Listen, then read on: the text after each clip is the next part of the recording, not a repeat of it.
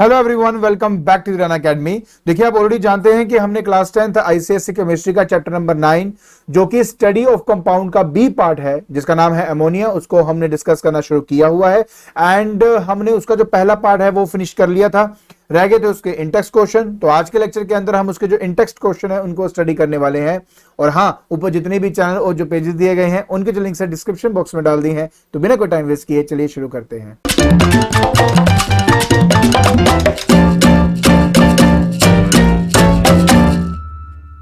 देखिए बेटा, सबसे पहला क्वेश्चन जो है आपसे पूछा जा रहा है कि state the type of the bonding present in ammonia and show by a diagram. देखिए, अमोनिया का फॉर्मूला जो हमने ऑलरेडी डिस्कस कर लिया है वो NH3 होता है आपका। इसमें नाइट्रोजन एंड हाइड्रोजन है। नाइट्रोजन का जो एटॉमिक नंबर है वो 7 होता है, जिसकी वजह से आप इसकी कॉन्फ़िगरेशन लिखते हो, इलेक्ट्रॉनिक कॉन्फ़िगरेशन लिखते हो 2 and 5। और अब बात सिर्फ इतनी है कि नाइट्रोजन के आउटरमोस्ट शेल में 5 इलेक्ट्रॉन्स होते हैं। तो आपको पता है कि इसको अपने आप को स्टेबिलिटी में लाने के लिए आउटरमोस्ट शेल में 8 इलेक्ट्रॉन्स करने होते हैं। तो जिसकी वजह से जो नाइट्रोजन है, मैं इसके जो वैलेंस इलेक्ट्रॉन्स है वो यहां पे आपको दिखा देता हूं।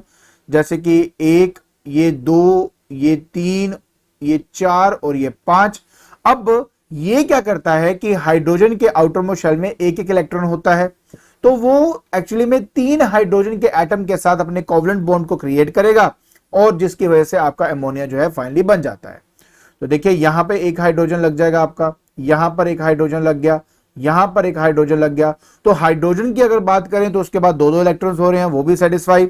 नाइट्रोजन की बात कर रहे हैं तो उसके आउटरमोस्ट शेल में 8 इलेक्ट्रॉन्स और वो भी आपका यहां पर सेटिस्फाई हो जाता है। तो बहुत सिंपल है, आसानी से आप ये कर सकते हो। बाकी प्रॉपर वे में मैंने आपको यहां पर डायग्राम बना के यहां पे दिखा दिया हुआ है। ठीक है, चलिए बी पार्ट में कहता है कि what is the formula of a liquid ammonia. Simple, NH जो 3 है that is the formula for a liquid ammonia. Account for the basic nature of the compound. देखिए, ये बात बिल्कुल सच है। जब अमोनिया को हम पानी के साथ मिलाते हैं तो हमारा बनता है अमोनियम हाइड्रोक्साइड, जो कि बेसिक नेचर का होता है। अब कौन सा एसिड है, कौन सा बेस है, तो हम लिटमस पेपर टेस्ट से वो आइडेंटिफाई कर सकते हैं। तो जब हम एक रेड लिटमस पेपर को टच करवाते हैं इस अमोनियम हाइड्रोक्साइड के साथ, और क्योंकि इसके अंदर हाइड्रोक्सिल आयंस हैं, तो जिसकी वजह से आपका जो रेड लिटमस पेपर है वो ब्लू हो जाता है। अगर मैं फिनोल्फ्थालीन की बात करूंगा तो उसका जो कलर है वो क्या हो जाएगा, पिंक कलर का हो जाएगा, जो कि ये बताता है कि ये एक्चुअली में आपका बेसिक नेचर का है। तो बहुत सिंपल है, आसानी से आप ये बात कर सकते हो। फिर हमारे पास आता है बेटा सेकंड क्वेश्चन। सेकंड क्वेश्चन का पहला पार्ट 2018 के अंदर आपके पास आया हुआ है। कहता है right a balanced chemical equation for the lab preparation of ammonia. देखो, हमने पता नहीं कितने बार इस चीज को स्टडी किया था, इस पे मैंने प्रॉपर वीडियो में एक एक चीज आपको डिटेल में बताई है, बस मैं अभी गो थ्रू करवा रहा हूं आपको। देखिए, ये है आपका लैब प्रिपरेशन, जिसमें मैंने आपको बताया था कि अमोनियम क्लोराइड को आप ले लीजिए, साथ में आप ले लीजिए कैल्शियम हाइड्रोक्साइड, इनको आपस में आप मिलाएंगे तो कैल्शियम क्लोराइड बनेगा और साथ में आपके पानी के वेपर्स बनेंगे, मतलब वो कंडेंस होकर लिक्विड फॉर्म में आपको मिल जाता है और साथ में आपको अमोनिया गैस मिल जाती है। अब इस पर्टिकुलर रिएक्शन, याद है कौन सी रिएक्शन की बात हो रही है, जिसके अंदर हमने जो राउंड बॉटम फ्लास्क था जिसके अंदर ये कर रहे थे उसको थोड़ा स्लांटिंग फॉर्म में रखा था। ये वो वाले एक्सपेरिमेंट के बारे में बात हो रही है यहाँ पे। कहता है how is ammonia dried and collected in the laboratory. देखिए, इसके लिए हमारे पास ड्राइंग टार होता है जिसके अंदर हम क्या डालते हैं, क्विकलाइम, जो कि होता है कैल्शियम ऑक्साइड, उसका हम यहाँ पे इस्तेमाल करते हैं। फिर मन में सवाल, अगर आपको याद हो, मैंने वहां पर स्पेशली बताया था कि यहां पर हम हमेशा क्विकलाइम का इस्तेमाल क्यों करते हैं। हम चाहें तो कॉन्सेंट्रेटेड H2SO4 का भी इस्तेमाल कर सकते हैं। तो उनके बारे में मैं आपको यार बताया तो था यार कि जो अमोनिया है वैसे उनका बेसिक नेचर है, उनसे रिएक्ट कर जाता है, रिएक्ट होने की वजह से अलग अलग प्रोडक्ट्स बन जाते हैं। तो ये सब हम ऑलरेडी डिस्कस कर चुके हैं। बी पार्ट में क्या, बी पार्ट हो गया। फिर कहता है C part, ammonia cannot be collected over water, क्योंकि यार वो बहुत पानी में ज्यादा सोल्यूबल होता है। That is the reason why हम उसको कभी भी पानी के ऊपर कलेक्ट नहीं करते हैं। Is that fine?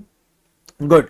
अब हम बात करेंगे थर्ड की। कहता है explain with the diagram the preparation of the aqueous ammonia. ये मैं ऑलरेडी आपको, मैं इसी के बारे में बात कर रहा था। आप ऑलरेडी देख सकते हो कि मेरे पास एक राउंड बॉटम फ्लास्क है, थोड़ा स्लांटिंग फॉर्म में रखा हुआ है और उसके अंदर क्या डाला हुआ है, अमोनियम क्लोराइड, और excess amount of calcium hydroxide उसमें डाला जाता है। इसके बाद हम क्या करते हैं, इसको गर्म करते हैं। गर्म करने से आपको जो मैंने 3 प्रोडक्ट्स बताए थे कि इसमें कैल्शियम क्लोराइड बनेगा, साथ में पानी बनता है। पानी दोबारा गर्म फ्लास्क में वापस जाकर मतलब जो है गर्म फ्लास्क पे जब पानी टकराता है ना, तो उसके टूटने का डर होता है, इसलिए थोड़ा स्लैंटिंग वे में उसको रखा जाता है। फिर जो गैस आपकी प्रोड्यूस हो रही है इस फनल के थ्रू यहाँ पे आएगा। यहाँ पे लो प्रेशर रीजन क्रिएट होगा, जिसकी वजह से पानी जो है फनल के अंदर जाएगा, और उसकी सोल्युबिलिटी बहुत ज्यादा है ना एक्चुअली, इस वजह से यहाँ पर जब गैस प्रोड्यूस होती है ना, वो पानी के साथ मिक्स होकर यहाँ पे लो प्रेशर रीजन क्रिएट कर देता है, तो पानी जो है वो ऊपर की तरफ उठ जाता है। ठीक है, अब जब वो अच्छी तरह मिक्स हो गया, जब उसका कॉन्टैक्ट टूट गया नीचे वाले पानी के साथ, तो अपने वेट की वजह से दोबारा गिरता है। तो ऐसे ऊपर नीचे करके पूरा अमोनिया जो गैस है आपका इसमें अच्छे से डिसॉल्व हो जाता है। इसके बारे में मैंने बहुत अच्छे से स्टडी की हुई है, तो अगर आपने वो वीडियो नहीं देखी तो प्लीज वो वीडियो देखो, क्योंकि वहां पर मैंने बहुत अच्छे से ये सब कुछ एक्सप्लेन किया हुआ है। ठीक है, आगे चलते हैं। कहता है कि why drying agents such as हमारे पास फॉस्फोरस पेंटॉक्साइड है, या तो हमारे पास यहाँ पे बात कर रहे हैं कैल्शियम क्लोराइड की बात कर रहे हैं, तो हम इनका इस्तेमाल क्यों नहीं करते। मैं आपको ऑलरेडी बता चुका हूं यार कि एक्चुअली उनके साथ रिएक्ट कर जाता है, और रिएक्ट करने के बाद ये जो प्रोडक्ट्स है वो आपके यहाँ पे बना देता है। ठीक है, अब हम आगे चलते हैं सीधा। आपको ये रिएक्शन एक बार देखनी तो यहाँ पे वीडियो को पॉज करके उसको लिख लेना अच्छे से। ठीक है, चलिए आगे बात करते हैं। फिर आता है बेटा substance A was heated with a slaked lime and a gas B with a pungent smell obvious ammonia, जो है वो आपका ऑब्टेन हो रहा है। Name the substances A and B and give a balance equation। यार हमने ये प्रॉपर्ली किया हुआ है, आपको दिखा देता हूं। अमोनियम क्लोराइड और कैल्शियम हाइड्रोक्साइड, यहाँ पे लिखा है स्लेग्ड लाइम। स्लेग्ड लाइम का मतलब भी हमारा कैल्शियम हाइड्रोक्साइड होता है। तो इन दोनों को जब आप आपस में रिएक्ट कराते हो, तो ये वही जो जस्ट जो मैंने अभी पहले आपको रिएक्शन के बारे में बताया, ये उन्हीं की रिएक्शंस है। ठीक है ना, चलिए फिफ्थ की बात करते हैं। Ammonia is manufactured by the that is the Haber process, and वो कहता है कि under what condition do the reactants combine to form ammonia and give a balanced equation for the reaction। देखिए आप अच्छी तरह जानते हो कि अगर आप अमोनिया प्रोड्यूस करना चाहते हो हेबर प्रोसेस के अंदर, तो इसमें प्रेशर का भी ध्यान रखना पड़ता है, टेम्परेचर का भी ध्यान रखना पड़ता है आपका। ठीक है, तो ये रहा उसका आंसर। टेम्परेचर क्या रखना है, लो, प्रेशर का रखना है अपने हाई। ठीक है, दूसरी बात, इसके अंदर आप कैटलिस्ट भी डालते हो, और कैटलिस्ट से क्या होता है, ये प्रोसेस जो है वो आपका ज्यादा जल्दी टेक प्लेस करता है। आपका बैलेंस इक्वेशन की बात कर रहा है, तो ये आपकी बैलेंस इक्वेशन है। आपके पास नाइट्रोजन है, हाइड्रोजन है, कंबाइन करो और ये आपको यहाँ पे मिल जाएगा। ठीक है, हाई प्रेशर इसलिए रखना पड़ता है क्योंकि ताकि फॉरवर्ड रिएक्शन टेक प्लेस करे। ऐसा ना हो कि जैसे ही आपका नाइट्रोजन और हाइड्रोजन मिलकर अमोनिया बन रहा है, वो ब्रेक डाउन होकर फिर से ये ना बन जाए, क्योंकि हीट तो प्रोड्यूस हो ही रही है आपकी। तो हाई प्रेशर मेंटेन रखना पड़ता है ताकि रिएक्शन फॉरवर्ड की तरफ जाए, बैकवर्ड ना जाए, क्योंकि दोनों जो है वो टेक प्लेस कर सकते हैं इसमें। फिर कहते हैं कि in what ratio by volume are the above gases used. आप भी जानते हो 1:3 की फॉर्म में आपको मिलता है। State one possible source of each reactant used in the Haber process. आप जानते हैं कि जब हम हाइड्रोजन की बात कर रहे थे तो बोश प्रोसेस के बारे में बात करी थी ना, जिसमें वाटर गैस को लिया जाता है, और देखिए उसमें आयरन का इस्तेमाल करके कार्बन डाइऑक्साइड और हाइड्रोजन गैस लिबरेट करते थे, और ये आपका प्रॉपर रिएक्शन है। टेम्परेचर भी बताया हुआ है, आराम से आप कर सकते हो। और अगर मैं नाइट्रोजन की बात करते हैं तो fractional distillation of liquid air करके हम उसको वहां से एक्सट्रैक्ट करते हैं। तो ये हो गया इसका required answer. State whether the formation of ammonia is whether the formation of ammonia is promoted by the use of the high pressure or the low pressure। of course for the high pressure, क्योंकि मैं चाहता हूं forward reaction take place करे और ammonia produce हो, इसलिए high pressure होना बहुत ही जरूरी होता है। बात करते हैं इसके नेक्स्ट की। अब ये क्वेश्चन, इस टाइप का क्वेश्चन आपको आ सकता है। हेबर प्रोसेस के ऊपर बहुत सारे डिफरेंट टाइप के क्वेश्चंस हैं, कोई भी 3 से 4 आपको आ सकते हैं, डिपेंडिंग ऑन मार्क्स आपसे पूछा जा सकता है। So mention 2 ways by which the ammonia produced is removed from the unchanged gas। First of all तो liquefaction है ही आपका, liquefaction प्रोसेस है, क्योंकि अमोनिया जो है वो इजीली लिक्विफाई हो जाता है आपका। दूसरा एब्जॉर्प्शन इन वाटर, में आपको फनल वाला एक्सपेरिमेंट ऑलरेडी बता चुका हूँ, बिकॉज अमोनिया बहुत ज्यादा सोल्यूबल है पानी के अंदर, तो आप उस प्रोसेस से भी उनको अलग कर सकते हैं। तो what is the function of finally divided iron. ये वही है जिस कैटलिस्ट के बारे में बात कर रहा था। ये कैटलिस्ट होता है, आपकी प्रोसेस को फास्ट करने के लिए हमें आयरन की रिक्वायरमेंट होती है। मोलिब्डेनम जो है ना, वो एक्चुअली क्या करता है कि आपकी कैटलिस्ट की एफिशिएंसी को बढ़ाता है, कि वो ज्यादा से ज्यादा काम करे, इसलिए मोलिब्डेनम उसके अंदर यूज करते हैं। बाकी ये प्रॉपर आपका आंसर मैंने यूज किया हुआ है। उसको उसी चीज को प्रमोटर भी कहा जाता है, प्रमोट करना, एफिशिएंसी बढ़ाना मेरे कैटलिस्ट की। फिर कहता है what is the percentage formation of ammonia. आप जानते हैं कि ओनली 15% हमारे पास होता है। How can this percentage formation be increased simple सी बात यह है कि जब आप नाइट्रोजन और हाइड्रोजन को आपस में मिलाते हो तो सारा का सारा तो आपका अमोनिया में बनता नहीं है। तो जो आपका नाइट्रोजन और हाइड्रोजन आपस में रिएक्ट नहीं हुआ उसको दोबारा रिसाइकलिंग में लेके जाया जाता है, वो दोबारा आपस में कंबाइन करता है, दोबारा अमोनिया बनता है। ऐसा करते करते लगभग 98% तक हमें जो अमोनिया है वो एक्सट्रैक्ट हो जाता है। तो ये रहा उसका आंसर। आई होप ये क्वेश्चन और आंसर आपको समझ में आ गए होंगे, है ना। ठीक है, इसके बाद बेटा क्वेश्चन नंबर 6 की बात करते हैं। कहता है कि गिव रीजंस। ओके ठीक है, कर देते हैं। कहते हैं अमोनियम कंपाउंड जो है वो do not occur as minerals. देखिए सिंपल सी बात है, जैसे मैंने बताया कि हाईली सोल्यूबल इन वाटर होता है, जिसकी वजह से ये आपके मिनरल्स प्रोड्यूस नहीं होंगे। फिर कहता है कि अमोनियम नाइट्रेट का हम इस्तेमाल क्यों नहीं करते भाई, बहुत एक्सप्लोसिव नेचर का होता है आपका, इतना एक्सप्लोसिव होता है नेचर के अंदर कि वो अपने आप को डिकम्पोज करके nitrous oxide and water vapour जो है उसमें वो कन्वर्ट हो जाता है, वेरी एक्सप्लोसिव नेचर, तो इसलिए हम नहीं प्रिपेयर करते। Concentrated H2SO4 good drying agent है, हाँ जी है बिल्कुल, बट फिर भी उसको अमोनिया को ड्राई करने के लिए यूज नहीं करते, क्योंकि अमोनिया जो है रिएक्ट कर जाता है इसके साथ, बेस है ना यार, तो बेसिक नेचर होने की वजह से वो H2SO4 के साथ रिएक्ट कर जाएगा और रिएक्ट करने के बाद आपके पास जो है अमोनियम सल्फेट जो है वो क्रिएट कर देता है। That's the reason why. कहते हैं in the lab preparation of ammonia calcium hydroxide को हम एक्सेस अमाउंट में लेते हैं ताकि ज्यादा से ज्यादा जो आपका अमोनियम क्लोराइड है वो उससे रिएक्ट कर सके, इसलिए हम यहां पर एक्सेस अमाउंट में रखते हैं। फ्लास्क जो है उसको जब फिट करते हैं तो स्लांटिंग पोजीशन में क्यों रखते हैं, अरे ये सब बातें मैं बता चुका हूं। स्लांटिंग पोजीशन में इसलिए रखा जाता है क्योंकि जो पानी के वेपर्स वहां बन रहे हैं वो पानी दोबारा जो गर्म फ्लास्क है उसके साथ ना कांटेक्ट में आए, और वो अगर कांटेक्ट में आ गया तो फ्लास्क के ब्रेकेज होने का खतरा है। तो ये है आपके रिक्वायर्ड आंसर। 7 नंबर में कहता है कि state the following condition required in the habit process, temperature, pressure, catalyst, सारे आपके सामने डिस्कस में ऑलरेडी वीडियोस में पता नहीं कितनी बार ये कर चुका हूं, तो ये मैंने आंसर लिख दिए हैं, आप ध्यान से देख लीजिए। आगे चलते हैं। फिर कहता है चूज द करेक्ट वर्ड और phrase for the from the brackets to complete the following sentences and write balanced equation for the same. ठीक है, कर देते हैं जी। तो सबसे पहले कहता है ammonium chloride is a soluble salt prepared by neutralization, ये है इसका आंसर। इसके बाद नेक्स्ट आपका आता है कि बेटा आपके पास when the ammonium chloride is heated it undergo heated thermal decomposition इसकी हो जाएगी। नेक्स्ट है बेटा heating ammonia chloride and sodium hydroxide produces क्या, अमोनिया। तो इस तरीके से बच्चे आपने अपने इस पर्टिकुलर क्वेश्चन का आंसर देना था। ठीक है जी, अब हम बात करते हैं क्वेश्चन नंबर 9 की। कहता है an element has 2 electrons in its N shell, N shell KLMN, मतलब 4th शेल में आपके 2 हैं, तो ये बेसिकली आपकी कैल्शियम बता रहा है, इट इज आपका कैल्शियम। वाई कैल्शियम, देखिए कैल्शियम का नंबर 20 होता है और जब आप इसकी इलेक्ट्रॉनिक कॉन्फ़िगरेशन देखते हो तो आपको मिलता है 2 8 8 एंड 2।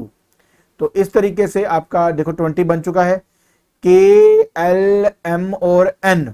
तो देखो जैसा जो बोला वो रिक्वायरमेंट आपको मिल रही है। उसके बाद कहता है कि एक नॉन मेटल है जिसका एटॉमिक नंबर 7 है, यार वो तो बताइए हमें, नाइट्रोजन है 7 नंबर वाला, अभी तो बता के हटाऊं आपको मैं। तो 2 and 5 ये है इसका।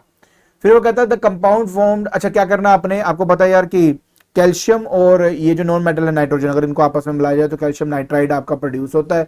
उस कैल्शियम नाइट्राइड को अगर आप वार्म वाटर के साथ रिएक्ट कराओगे तो अमोनिया जो कि बेसिक गैस है वो इवॉल्व होती है।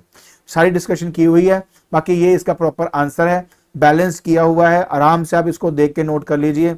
और ये बहुत सिंपल है, हमेशा लिंक बना के पढ़ो, आपको ये चीजें याद अपने आप ही हो जाएंगी।